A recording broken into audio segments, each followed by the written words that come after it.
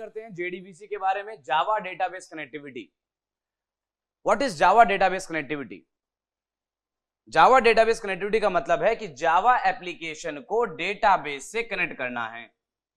अब Java application तो आपने बना ली, लेकिन उस एप्लीकेशन में अगर कोई डेटा यूज हो रहा है, आप चाहते हैं कि सर मैं 2 नंबर ऐड करूं लेकिन उनका सम स्टोर कर दूं, जिससे कि कल को कभी भी मैं उस सम को देख पाऊं कि मैंने इस दिन ये 2 नंबर जोड़े थे, उनका सम ये आया था। You have to save the data somewhere ना। तो whenever you want to save the data and you want to retrieve the data from the databases, you have to connect your application with the database. What is database? Database क्या है? तो database एक तरीके से एक तरह का storage है जहां पर डेटा स्टोर होता है।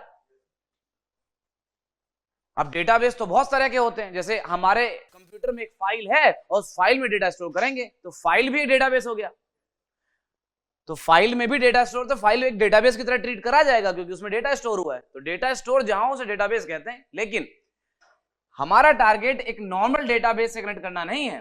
The target is to connect your application with the relational database management system, RDBMS से कनेक्ट करना है। उन डेटाबेसेस से जावा एप्लीकेशन को कनेक्ट करना है जो डेटाबेसेस डीबीएमएस को फॉलो करते हैं।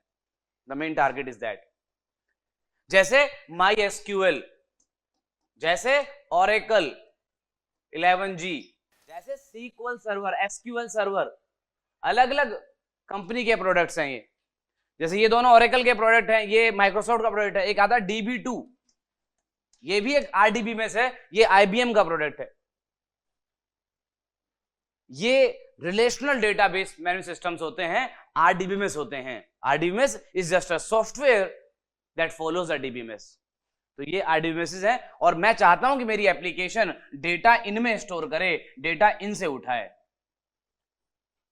तो उसके लिए मुझे अपने सिस्टम में पहले इन डेटाबेसेस को इंस्टॉल करना पड़ेगा, जिसमें से हम लोग 2 इंस्टॉल कर लेते हैं, बाकी तो फिर उसके बाद सेम ही है सब कुछ।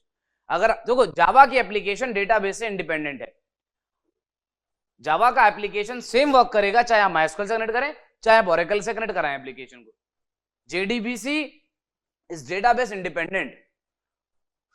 JDBC कह रहा है कि अपन जावा प्रोग्रामिंग लैंग्वेज में डेटाबेस कनेक्टिविटी प्रोवाइड कराएंगे, डेटाबेस है कोई भी हो। तो अगर आप 2 डेटाबेस पे भी काम करना सीख गए तो आप सब पे सीख गए समझो। तो जो 2 फ्रीली अवेलेबल डेटाबेसेस है उनका यूज करेंगे। MySQL सर्वर तो सर पर्सनल यूज के लिए भी फ्री है और ये कमर्शियली भी फ्री है, आप इसे डायरेक्टली यूज कर सकते हैं। Oracle 11G का थोड़ा कमर्शियल वाला पेड है, professional edition is paid but express edition is free. तो हम लोग इसका 11G एक्सप्रेस एडिशन यूज करेंगे। अब इन दोनों सॉफ्टवेयर को इंस्टॉल कर लेते हैं पहले सिस्टम में।